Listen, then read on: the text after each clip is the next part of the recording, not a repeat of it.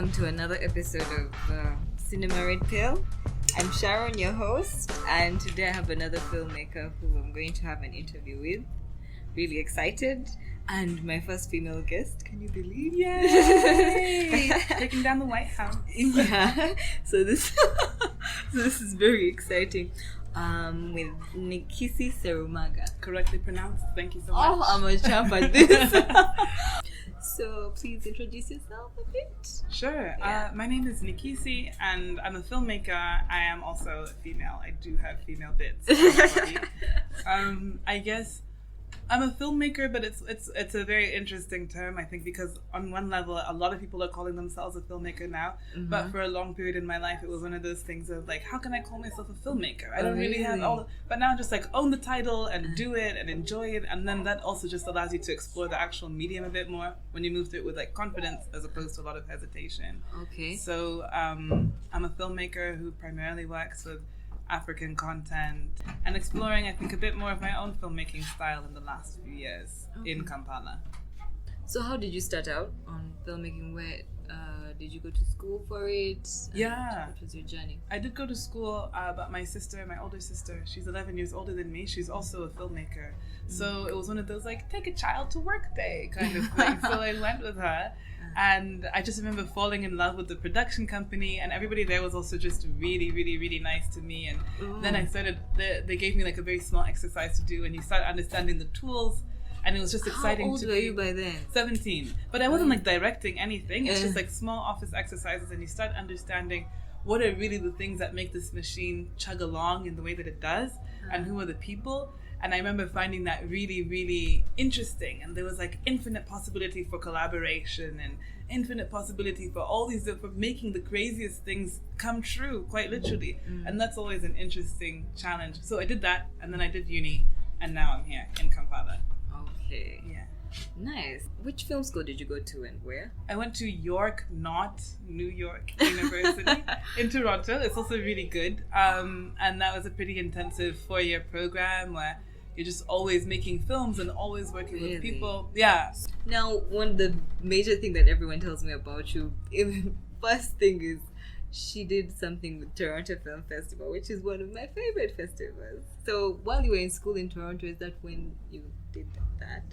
Yeah. The first year of university, I tried to apply just to be a volunteer at TIFF, and they rejected me. I couldn't believe it. I was like, what? You're kidding me. To volunteer, I got rejected. So I was feeling obviously not so great. But then when I finished university, that was around that season that they had a lot of jobs opening up because, of course, the festival's seasonal. So I applied. I managed to get a job, which was really great. And then I worked there. It's an interesting situation to see because it's a really big festival, and not just in terms of like, importance, but literally in terms of size. It's 400 films, you've got 400 staff during the festival. There's like literally, that festival boosts the economy of the city every single year during that time. It literally does. Like, it's quite interesting, and it's really nice to see where it's like, actually, if everybody just pays attention for a minute, this film industry that everybody's saying is a sinkhole for money can actually really generate income depending on how you look at it and how you place it. It's also a really great space because there's so many films and so many people. I was also super excited about last year's film festival because it had a huge focus on African films. Which festival? TIFF. Yeah. You go to TIFF every year? I go for the last 3 years. I've been going to the festival. TIFF every year? It's been really great. Oh God, it's been really, really nice. You should come. I'm telling you. So much fun. So you were saying you did African films last year? So Toronto had a heavy focus on African films last year, and they specifically focused on Nigerian cinema, which I found was so interesting. Yeah, we all watch Nollywood films. We know where they came from, but now it's really on a completely different caliber and a totally different level. Were there good films? Really good films. Really, really, really good Without films. witchcraft? Without witchcraft. I'm telling you, like, real drama films. There was one, I think one of the ones I really enjoyed was called, I know one of the ones I really enjoyed was called The Wedding Party. And this film is by a lady called Keme Adetiba and a producer called Mo Abudu. Mo Abudu is also a very interesting person because she owns Ebony Life TV. So you're seeing all these people kind of combining and coming together to make these films but using like almost like creating the models, because Mo's the first person to really, or she's quite a powerhouse in her own right. And Ebony Life TV was very big and very groundbreaking in its own ways. And the wedding party was hilarious. Like, really? Minute for minute, you're laughing. I kid you not. It was in a cinema of 1,000 people, roaring with laughter from the beginning until the absolute last frame. I kid you not. It was so much fun. It was so much fun. And it was high quality, well acted, well executed. Everything was great. It was gorgeous to look at. There was not even no problem. You would be actually just rude to say that this film is not good, actually. And there was then other films where maybe technically they had a much more like indie feel to it. So that was definitely one called Green White Green by Abati Makama, and that was a really great film because it's super like indie, young people. Is it a drama? It's a like drama comedy, so they've all finished high school and they've got that gap period between then and university, and they're just trying to figure out what to do with their lives. They're like, let's go make a movie, but how do you try and make a movie in Lagos? It's really endearing. Okay, now let's get to your movies. Let's start with Master and the Movie Doctor. Yeah, which is about VJs, Ugandan VJs. So The Master and the Movie Doctor is a film that I made in 2015. It's a 10-minute documentary in which we essentially follow two VJs and what VJing means to them and how the VJ industry works. But then you also learn that because VJs copyright a lot, they kind of end up cannibalizing their own industry. And now they're finding that is the major struggle that they're dealing with. So how do you continue to be a VJ whose job relies on copyright when copyright is now also in turn beginning to harm the industry that you're eating from? Right here, I'm in the studio. I'm called VJ Ronnie, the Master Aka Survivor. Right now, I'm in a studio where we produce most of our movies here in the country, Uganda. So what I do here is I'm going to record a motion picture, my film that I did study before. I'm going to record it, just add in my Luganda. We call it a translated movie. Now, I have my machines ready, a computer connected to my player, a DVD player, and a mixer also. My left hand here, I have a gadget. We call it a switch. It's where I mute the audio from the motion picture. So I'm ready to start. Nakati ndo obuzibu bwagudde bwe baagala omwana tebamulaba muwala wa bbalamu yengeri bbalamu gyeyalekirya nnyo ku muwala we kati bayi mukazi wattu yeebuuza akole ntya. Yeah, so what inspired you to do that? When I was in film school, it was like, oh, okay, third year, time to do something. So my sister was like, you should follow those VJs. And I was like, yeah, I should follow those VJs. I will. And when I first did it, it was like with all these pretensions of like, oh, the new orators of the new millennium and blah, blah, blah, and passing on stories. And when they ended up chilling with like VJ Ronnie and VJ Sammy, they're like, nah, like copyright. That's a big issue. That's what we're really talking about. And it became very interesting. And I think like that's what I mean about listening to your environment and to your footage, because there was a big thing of like, I wasn't going to listen to that. I wasn't going to hear that. But VJ Ronnie, VJ Sammy, the cinematographer, like everybody was telling me, Nikissi, you're ignoring this thing that's staring you in the face, but you're dying to get this other thing that's like barely there. There's just like fractions of it in the story. So anyway, obviously the angle shifted quite a bit, which I'm so happy about. And I became very fascinated with it because there's a huge movie watching culture in Uganda, actually. I really think it's very, very massive. It is. But much like our informal economy, everybody ignores it and barely takes it into account when they're talking about movie watching culture in Uganda. But there's over 1,000 Bibanda in Kampala alone. So, and you always hear these guys and their microphones in different parts of, you know, the city and whatever. So it became very interesting to me. And we started following them around. We went to this really great cinema hall in Kalere called Ashok Cinema. And they would perform for us and like just give us the background on their stories. And it was pretty much a month of just following them and seeing we were really lucky.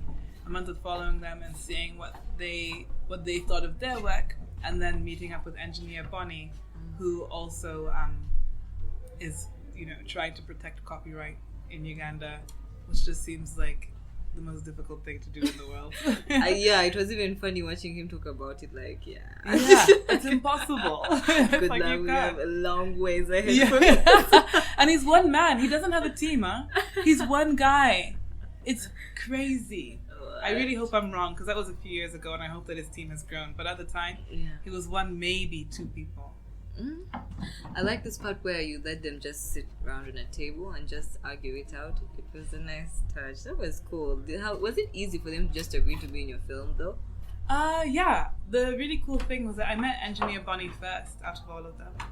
Yeah, and he kind of gave me a really great in with VJ Sammy and VJ Ronnie. So those guys are actually friends in real life, all of them, which is also hilarious, because just for the podcast people, the film is about these VJs. Engineer Bonnie protects copyright. The VJs, by the nature of their job, are violating every single copyright law in the book. But these guys are friends, and they announce also every DVD that they VJ, this is VJ Sammy. So it's like we all know what's up. The other two, I'm not sure what to call them, because it seemed to be like a series that's continuing. Oh yeah, so the Essayistic Bitch Rants. Yeah, as nervous. It's okay. So nervous saying that. So what is it? Is it a series? So that was kind of that was an exercise in picking up the camera at least every once in a while and actually doing something. So you go to your friend's house, you sit, you chill, you have all these really, really great and heated conversations, and then, okay, fine, bus, we all go home, we sleep next day.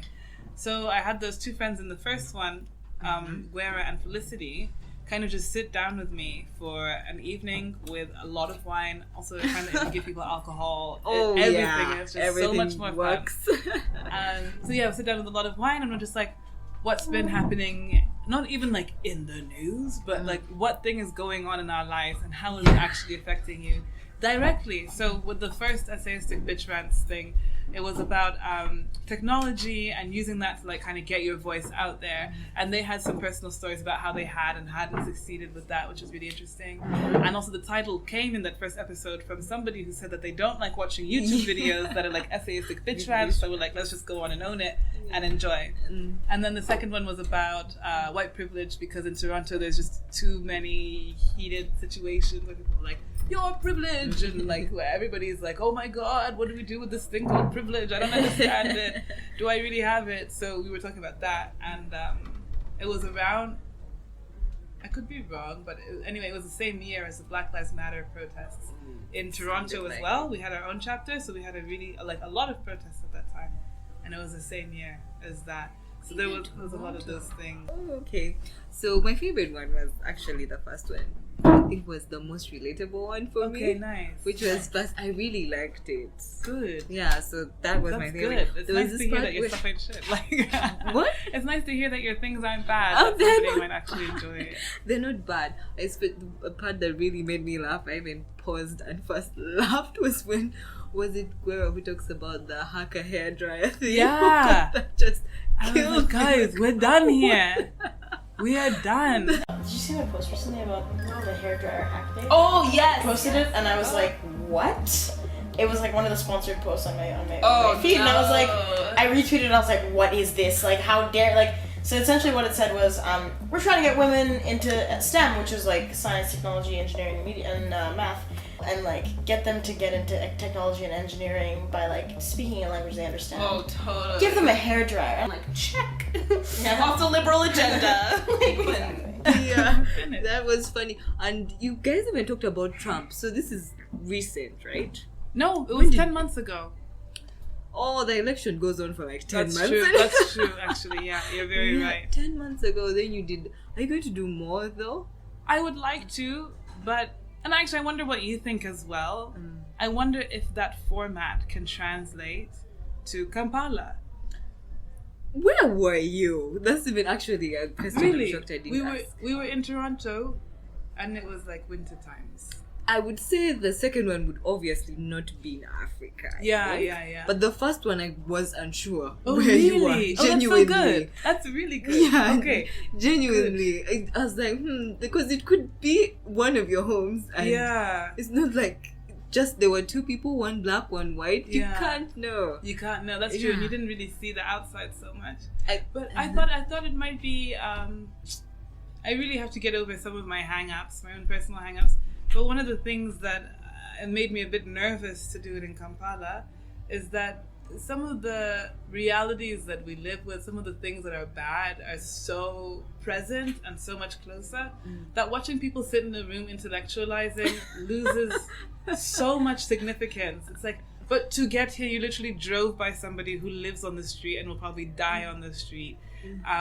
Why are we sitting here talking about things just like for the sake of opening our mouths? At the same time, dialogue is really important. And if anything, in the last 1 to 2 years, we've been seeing that dialogue across borders, dialogue through technology has actually been things that shift people's perceptions and therefore also their actions quite drastically. I think maybe I would where it's also in Kampala now, which is great, so it would be super cool if she could like tie it in. And I have also a new topic that I want to do for Essayistic Bitch Rants, but I was just wondering how well it would sit with me. I wasn't sure. But I told you I have hang-ups. But I really liked it. Though I need to ask, why do you play the music over the... just so it's not like, to be honest, there's no real reason. It's just a stylistic thing. So it's not just like, talking. You don't want the silence there? Not always, no. I don't think so. Because it's also supposed to be like in real life when you're just at a party hanging out and somebody's playing music in the background and you've got some drinks and like just a mood thing. That's it, really. But that one I'm shocked you wouldn't go in front of a camera for it, because that's hilarious. I will never. Just for dialogue? But it's actually a really interesting exercise to watch people having a conversation that you really want to join in. I can't understand how you withstood that. I just want to scream and be like, yes, I agree, or I disagree. I want to jump in so badly. But again, it was also an exercise in picking up the camera every so often, but also an exercise in truly listening to the point where it's like you don't always have to be front and center. Take an evening just to listen to other people. You will always know your thoughts. You don't have to spray them all over anybody else. And to top it up on a very practical level, I am going to have final say because I'm going to be the person cutting the film in the end.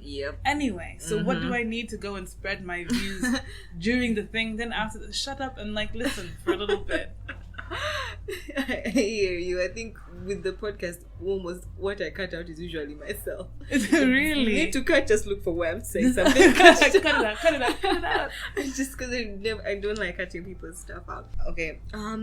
Also, another thing about the essayistic bitch thing, I like the ending. You were putting some sort of zingers, like sponsored by wine. I know. That was a really nice touch. Thank you kindly. Also, there's a particular font you like you didn't. I love that font. It's called Lemon Milk. Use Lemon Milk now. It's so good. I saw it in the Master and the movie. Yep, Master and the Movie Doctor. That super long titles. All of them too long titles. Need to get over myself. Master and the Movie Doctor. And also it's in essayistic. And it's going to be in the next one too. Trust. It's already there, like in the titles and in the little like subtitles. Okay. Would you agree that the film industry is male dominant? Yeah, I think so. Yeah. Not I think so. Yes, it is. Statistically, it is male dominated. Yes. It is too many. Has it affected you in any way? I have been lucky in that even in the times when it has affected me, it's never been incredibly damaging and it's never been incredibly detrimental to me. It can halt me, it can slow me down. But I think one of the other things that I've been really fortunate to be able to do is to align myself with mentors and people who are interested in looking after young people and people who are interested in looking after young Black African women. Okay. And it's not even a thing of like, ooh, network the shit out of this room and then see what you can do after that. But it's like if you see somebody taking an interest in you and you have the potential to create a genuine relationship from that scenario, that's really nice because it means that in the little ways, they'll always be looking out for you. And then when they do kind of pass you a bone, you're able to realize that to its fullest potential. So I've been able to do that and that's been really lucky. And I think also the idea of creating a lot of your own projects means that you get to determine all those things. Is my set going to be heavily female or male dominated? I'm the one, running this set. I'm not following other people's orders. I've definitely been in situations where I am working with other filmmakers, and like there is a weird, even like with classmates at school, it's like just guys being dicks because they're confident that you have no idea what you're doing. And it's that like, that's a really cute idea, but fuck you. Watch me go make a documentary, raise all the money that I want, and fucking kick everyone's ass with it. Please don't put that in. Oh my god, that is so ridiculously arrogant. But actually, maybe it's necessary. Yes. Actually, genuinely, maybe it's necessary. Because then there was one point when they would do those things, and then you slowly start to believe it. Because after you do, because if you hear something so many times, then you kind of it wears on you a little bit, at the very least, a little bit. And I can sincerely tell you that after third year, where I had like the biggest head in the world and was so stubborn about all my filmmaking, I decided to take, and I'd be so curious to like hear what other people have to say about their experiences as well, if they've ever tried to do something similar. But I was super big headed, so I was like, okay, let me just relax a little bit and listen to people a lot. But this time the listening backfired, because all it meant was that I was constantly taking in other people's opinions, constantly second guessing everything that I was doing, rather than trusting my gut first and foremost. And then that means that when somebody says something negative about you, when somebody moves through the room and you know that they're not confident in your ability to do the things that you know you can do, you begin to believe them. And when you begin to believe them, it begins to become true. And it becomes this thing that's still, now I'm still trying to find the ways to get out of it, because it's not just that person, it's this person, it's this person, it's the other person. But as we were talking about before the podcast, looking at all those people who just get up and do what it is that they want to do is really liberating. But and they're the ones who are getting things done. Yeah, and really getting things done. So I think it's important to align yourself with mentors who would be able to like even just advise you in ways that you would never be able to see, or even think about asking. I think it's also really important to align yourself with people who have similar interests, goals, ambitions. That's not to surround yourself by yes-sayers. I think it's a totally different thing. But I think to try and build a strong team around you, I think is also really interesting, that you're also supporting in their projects and that they're supporting you in your projects. It's a hard knock life, really. I want to know your influences. Who are your favorites? Like your favorite films, your favorite directors? Yeah, let me just name off a bunch of white men, literally, because that's what's about to happen. Yeah, that literally, it's horrible. I really, cheesy as it is, I really did enjoy Alfred Hitchcock when I was growing up. My mom and I used to. It's so cheesy, because but I it's an obvious pick. So obvious. And then again, the dynamic comes back into play. So I loved him so much. One of my good friends bought me a book that Truffaut and Hitchcock did these amazing series of interviews over a series of years about every single one of his films, really. And then when I was reading the interviews, didn't he call black people niggers? I was like, oh my gosh, time to find someone new. But isn't he known to have been a dick? Yeah, he is. Yeah. He is. But I was like, I mean, thanks for hating all my people. But what's your favorite of his, though? Strangers on a Train. Really? Yeah, that's I've really brilliant. Seen that, and I've heard such good word about it. It's a really brilliant movie. That movie is my favorite because in one sequence, without any dialogue, they say so much about three central characters in the movie. Then I really like Zhang Yimou for Curse of the Golden Flower, and Curse of the Golden Flower is about a dynasty. It's been a few years since I watched this film, but like a dynasty and an empire in China hundreds and hundreds of years ago. And that film taught me a lot about precision in terms of like, the way it was framed, the colors they used, all that kind of stuff, but even down to the way the actors are interacting with things. For example, the Queen in real life in this dynasty would wear like 40 layers of material, and the actress also did.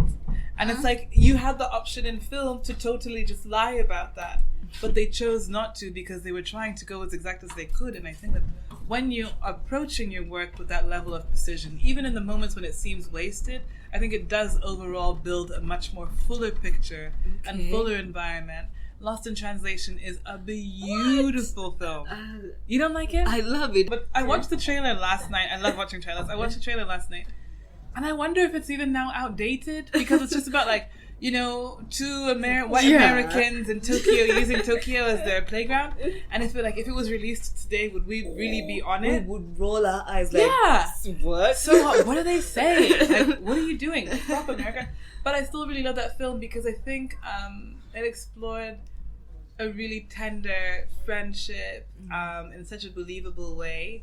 I think it kind of played with what romance can and can't be. It's also inspired by In the Mood for Love by Wong Kar-wai, which I eventually watched. And In the Mood for Love is ridiculous. Like, this has got to be the most passionate, the most sexy, the most intimate film I've ever watched without ever seeing the two lovers kiss. If you're like, I'm telling you, it's ridiculous. Like, you have to watch that movie, especially if you love Lost in Translation.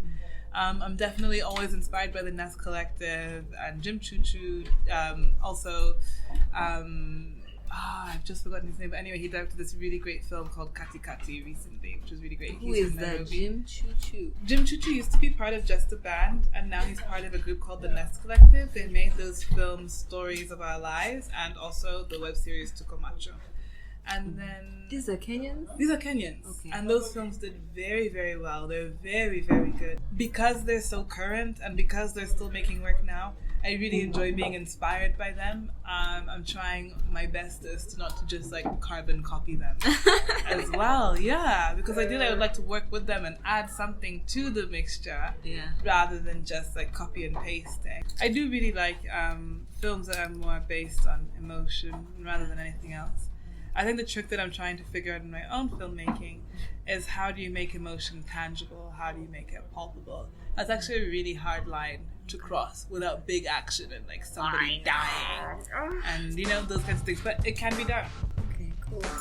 Yay! Thank you. Thank you, Nikissi. Thank you so much. Thank you so much, Sharon. If you have any feedback, email Sharon at cinemaredpill.com. Thank you, Nikissi. Woo woo! Cinema Red Pill for the win!